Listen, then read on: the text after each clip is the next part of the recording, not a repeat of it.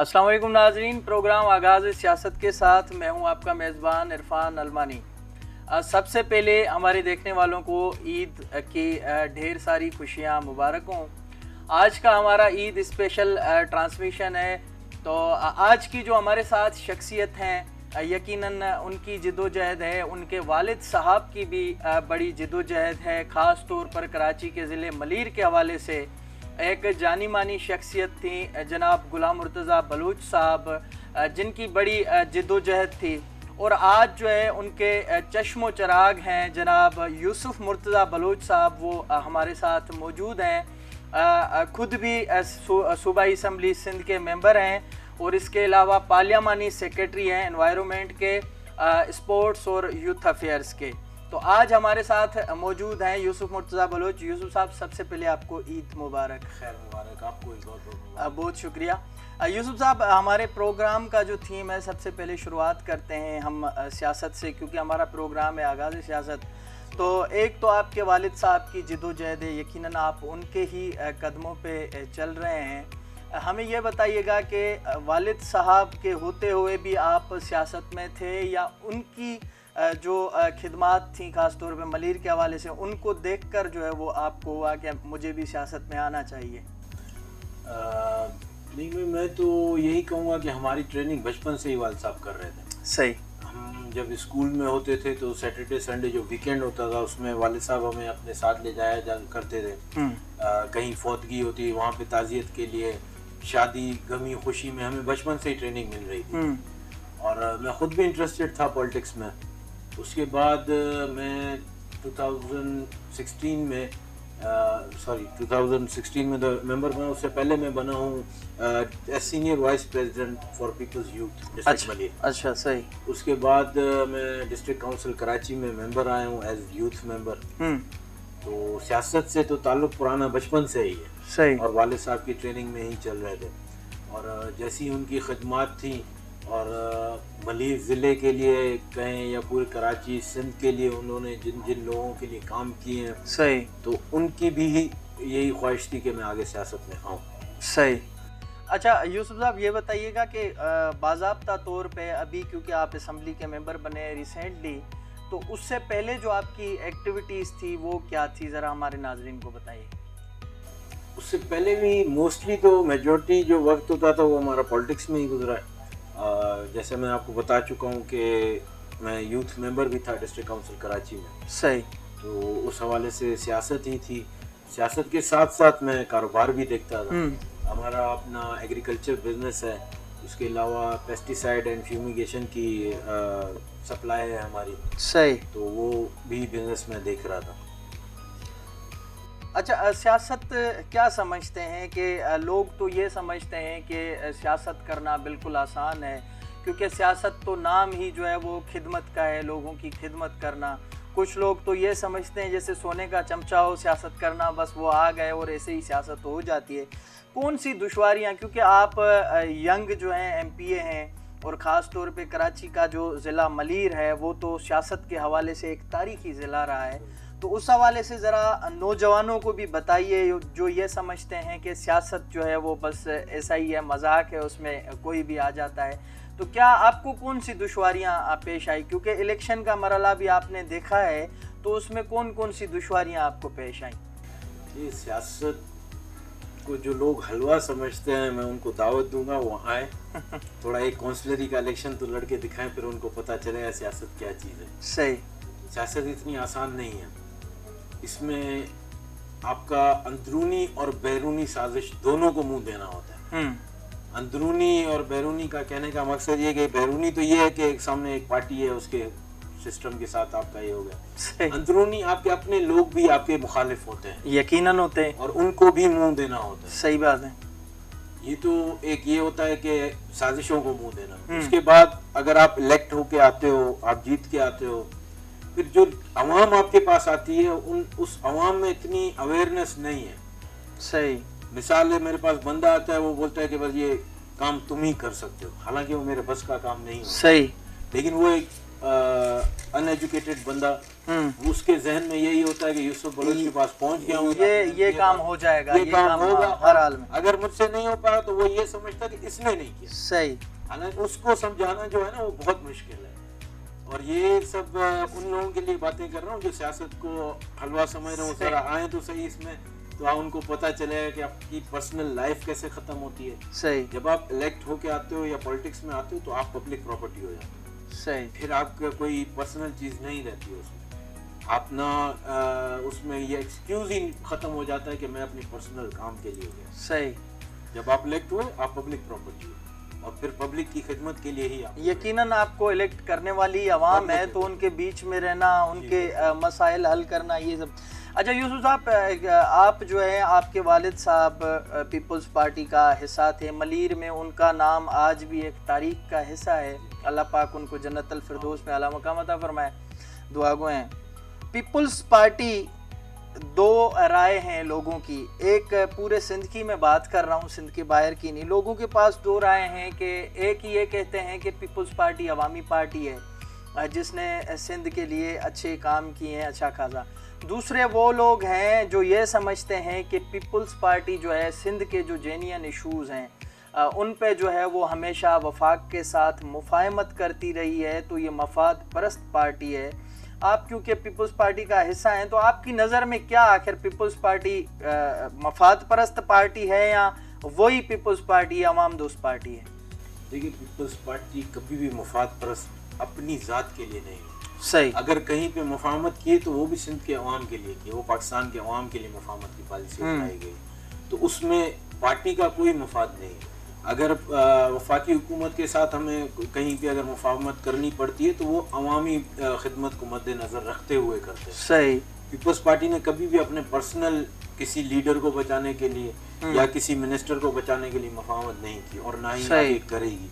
Peoples party एक अवामी party और वो रहेगी इंशाल्लाह। अवाम की खिदमत के लिए भुट्टो साहब ने बनाई थी और अभी भी बिलावल भुट्टो साहब की क़यादत में अवाम की खिदमत के लिए ही हम काम कर रहे हैं। ज़बरदस्त। अच्छा यूसुफ साहब, अभी थोड़ा वफाकी सियासत की तरफ आते हैं। वफाक में क्योंकि पीटीआई की गवर्नमेंट है और चारों सूबों को चलाने वाला वफाक है, क्या समझते हैं वफाक ने 3 सालों में लोगों को भूख, गुर्बत, अफलास और महंगाई का जो तोहफा दिया है, इससे क्या वाज़े होता है कि आखिर ये वफाकी हुकूमत क्या करने जा रही है जिसमें लोगों को तो रिलीफ नहीं मिल रहा है। कभी आटा महंगा हो जाता है, कभी पेट्रोल महंगा हो जाता है, लेकिन उसके बावजूद हमारे प्राइम मिनिस्टर साहब जो हैं वो कहते हैं कि बिल्कुल सब ठीक चल रहा है, आपको घबराना बिल्कुल भी नहीं है। तो आप ये बताएं कि आप घबरा रहे हैं या बिल्कुल अभी घबराना नहीं है हमें?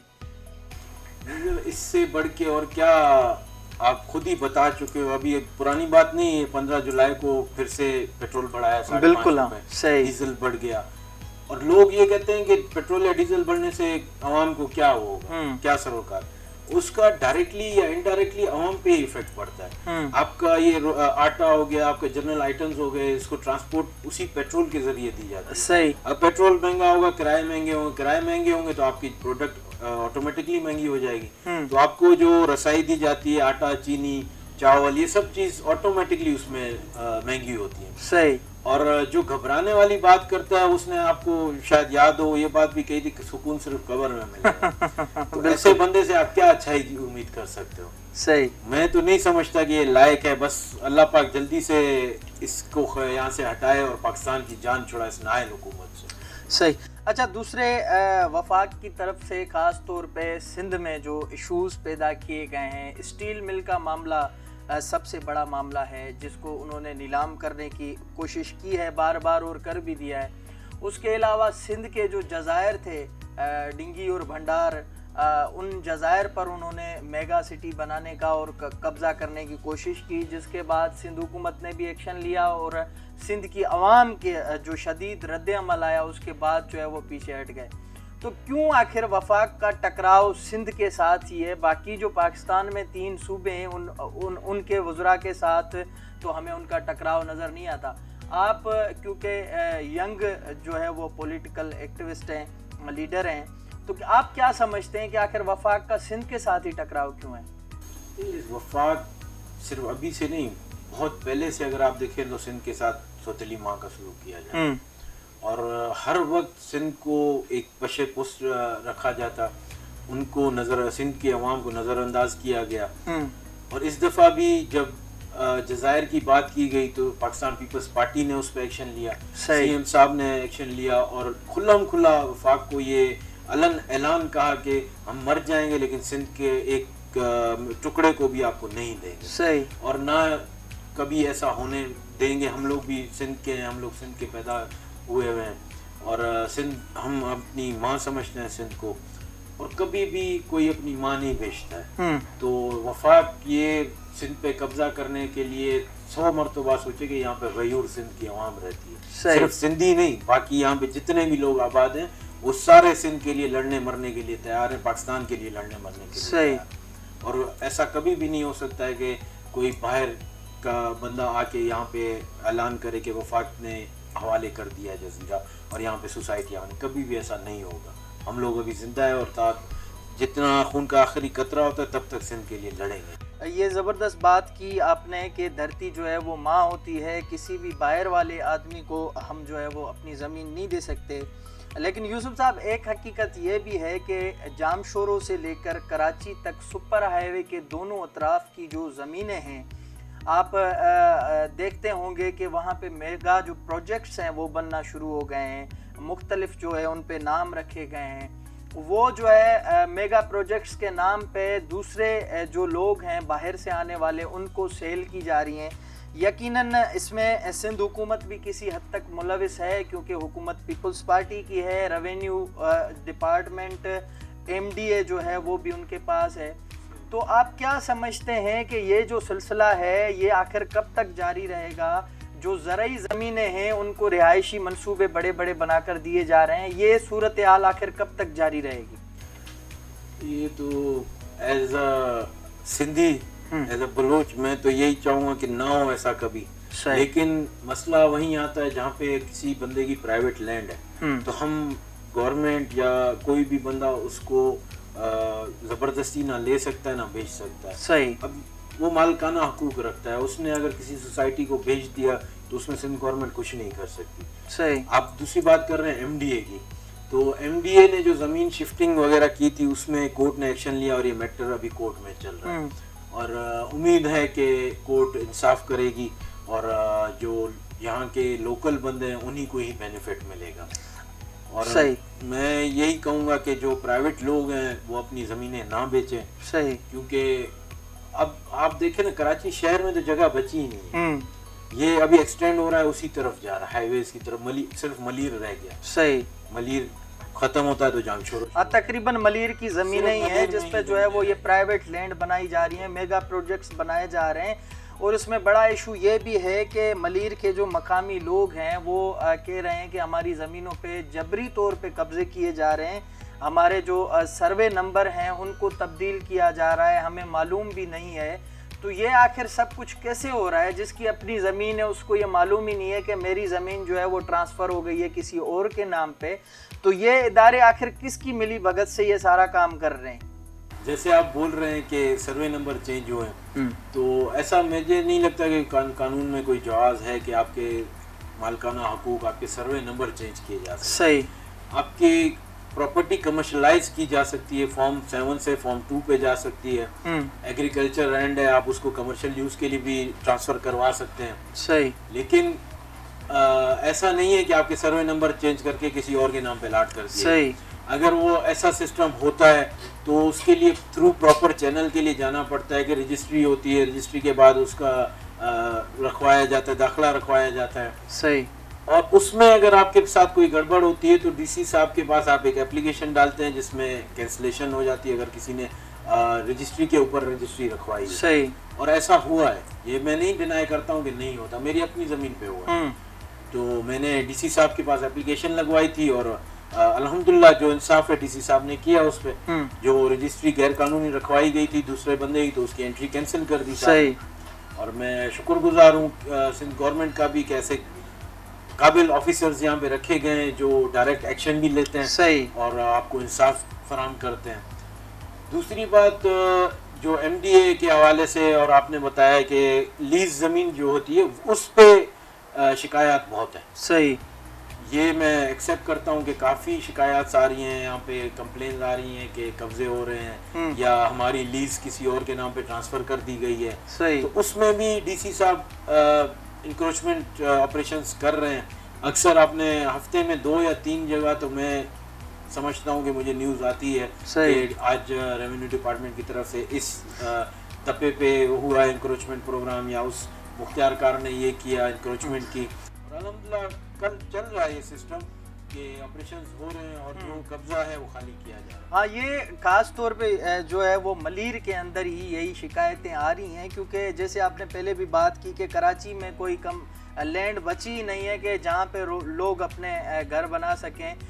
کراچی کے باہر تو ہمارا ڈسٹرکٹ ملیر آتا ہے، گڈاب تک، اس کے علاوہ پھر جامشورو کی زمینیں شروع ہو جاتی ہیں. چلیں اس پر تو گفتگو ہوئی.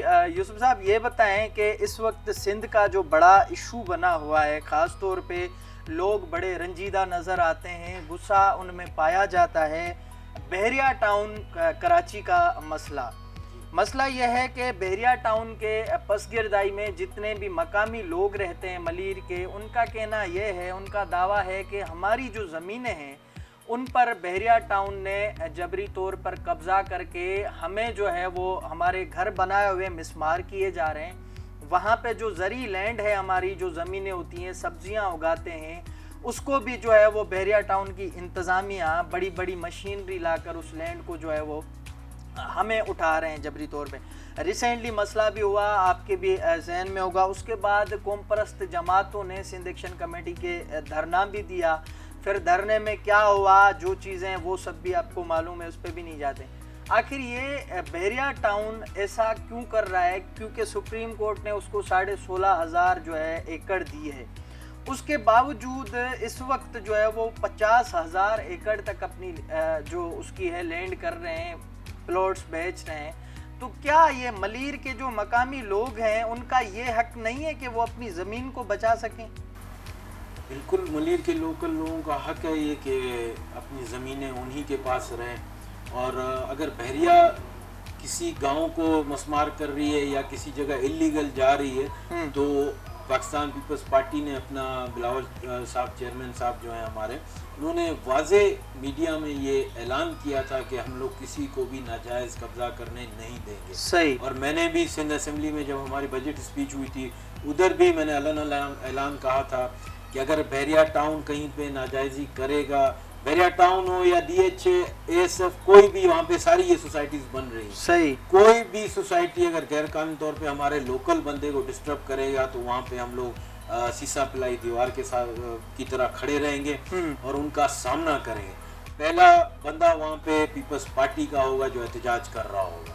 اگر کسی نے ناجائزی کی ملیر کے لوگوں کے ساتھ یا سندھ کے لوگ، یہ سب سندھ کہیں، ملیر کہیں، کراچی کہیں، یہ سب ہمارے ہیں. صحیح. ہمارے لوگ ہیں اور ہم ان کے ساتھ کھڑے ہیں، پیچھے نہیں ہٹیں گے انشاءاللہ. اچھا، زبردست. معزز یوسف صاحب، آپ سے گفتگو جو ہے وہ عید کے دن بھی بڑی کھٹی میٹھی گفتگو جاری ہے.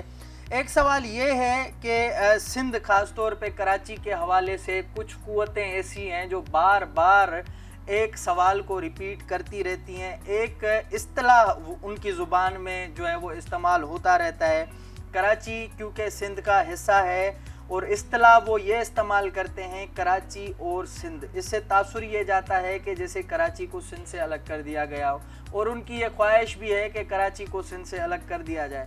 کیا سمجھتے ہیں آپ کے ماضی میں نفرت کی سیاست نے ان کو جو ہے بخیر دیا، وہ ٹکڑے ٹکڑے ہو گئے، اس کے باوجود آج تک مختلف گروپس ہیں ان کے، پھر بھی یہی بات چیت کرتے رہتے ہیں کہ کراچی کو سندھ سے الگ کرنا چاہیے.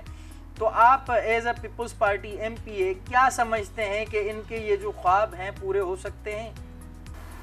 یہ انشاءاللہ تعالی جب تک سندھ کا سندھی جو ہے وہ زندہ ہے، کراچی کبھی بھی الگ نہیں ہوگا انشاءاللہ. صحیح. اور اگر یہ ابھی تک جو بات چل رہی ہے وہ MQM لندن کی غلیظ سوچ جو ہے وہ ابھی تک مسلط ہے. صحیح. اور ابھی بھی اگر وہ کوئی بات کر رہا ہے نا کہ کراچی اور سندھ، تو میں کہوں گا کہ وہ MQM لندن کا حصہ، وہ الطاف حسین کی باقیات ہے. اگر وہ سچا پاکستانی ہے، سچا سندھی ہے، تو وہ کبھی بھی ایسی بات نہیں کہے گا. صحیح. میں یہ نہیں کہوں گا کہ اردو اسپیکنگ یا پشتو اسپیکنگ یا، سندھ میں رہنے والا سب سندھی ہے. صحیح. میں خود بائکاس بلوچ ہوں لیکن میں اپنے آپ کو سندھی کہتا ہوں. بالکل. اور وہ اسی لیے کہتا ہوں کہ میں سندھ میں رہتا ہوں, سندھ کا کھاتا ہوں. یہ سندھ ہے جس نے آج مجھے عزت دی. آپ مجھے یہاں پہ انٹرویو لینے کے لیے آ رہے ہو تو یہ سندھ ہے جس نے مجھے یہ عزت دی ہے. صحیح. اگر میں اپنی سندھ دھرتی کا نہیں ہوا تو میں کسی کا بھی نہیں ہو سکتا. تو وہ یہ نہیں کہیں کہ کراچی اور سندھ, وہ سندھ ہی سمجھے. صحیح. سمجھے کیا سندھ ہے, اور وہ کراچی اور سندھ کی بات ختم کریں. نہیں تو ہمارے ذہن میں یہی ہوگا کہ ابھی تک وہ MQM لندن الطاف حسین کی باقیات میں سے ہیں. بہت شکریہ یوسف صاحب. آخر میں عید کے دن جو ہے وہ اپنے حلقے کے لیے, اپنے عوام کے لیے, خاص طور پہ نوجوانوں کے لیے کیا پیغام دینا چاہیں گے آپ؟ اپنے حلقے کی عوام کے لیے تو سب سے پہلے تو آپ تمام حضرات کو عید مبارک. اور عید پہ جیسا کہ آپ کو صورتحال سے آگاہ ہیں کہ کورونا کا بھی مسئلہ چل رہا ہے, تو اپنے اہل گھرانہ اور اہل و عیال جتنے بھی ہیں, دوست یار, سب کا خیال رکھتے ہوئے اپنے پروٹیکشن استعمال کریں. اس کے ساتھ ساتھ بارشوں کا بھی ٹائم ہے. صحیح. تو ایک نااہل ادارہ جو کراچی کے اوپر مسلط ہے, کے الیکٹرک, جس کی ناکام جو پروگرامز ہیں, جو پلانز ہیں, ناکام پلاننگ کے تحت روز کہیں نہ کہیں پہ تار گری ہوئی ملتی ہے. ابھی ریسنٹلی پچھلے دنوں جو بارش ہوئی اس میں بھی ایک بیچارہ ہمارا کراچی کا شہری جان سے ہاتھ دھو بیٹھا. تو اس میں بھی خیال کریں, بارشوں کا سیزن ہے, بلا ضرورت باہر نہ نکلیں اور اپنے بچوں, اپنے اہل و عیال کا خیال رکھیں. بہت شکریہ, عید مبارک. بہت بہت شکریہ یوسف صاحب. جی ناظرین, یوسف مرزا بلوچ کی آپ نے باتیں سنی. ان کا نوجوان جو ہیں وہ سندھ اسمبلی کے MP ہیں. خاص طور پہ نوجوانوں کے لیے, سندھ کی عوام کے لیے, اور کرنٹ جو ایشوز ہیں, بحریہ ٹاؤن ہو, سندھ کے جزائر کا مسئلہ ہو, سندھ کو توڑنے کی سازش کی بات ہو, اس پہ بھی اس کی باتیں آپ نے سنی. یقیناً یہ گفتگو سن کر آپ کو مزہ ضرور آیا ہوگا. ہم بھی جو ہے عید کے دن کو انجوائے کر رہے ہیں. بہت بہت شکریہ. اسی کے ساتھ اپنے میزبان کو دیجیے گا اجازت. اللہ نگہبان. To watch more videos, please subscribe to our YouTube channel and click the bell icon.